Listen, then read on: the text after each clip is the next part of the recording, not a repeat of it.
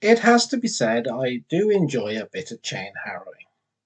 Even so, the time has come where I'm a bit fed up of towing a 12-foot set of chain harrows around the field. It was time for something bigger. So I hunted around, and in a second-hand dealer's yard I found a tidy set of chain harrows. They needed a bit of love, a few little jobs doing, replacing some nuts and bolts and a paint up, but it was generally a solid set. What matters is the wear on these kind of things, on the links. You should have round bar, not half wore through. The other element is the length. What a difference a rub down and a good coat of paint makes.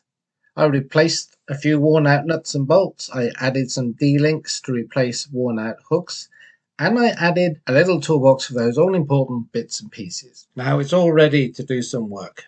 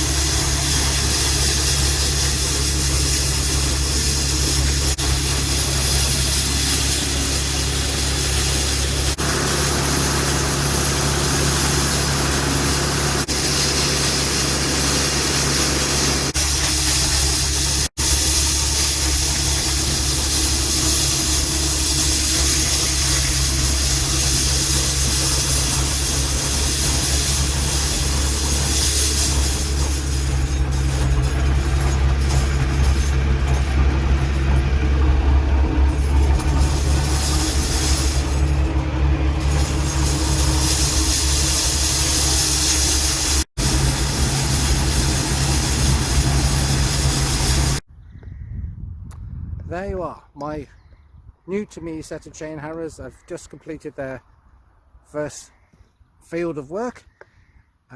Everything went well, nothing falling off, hanging off or all that stuff.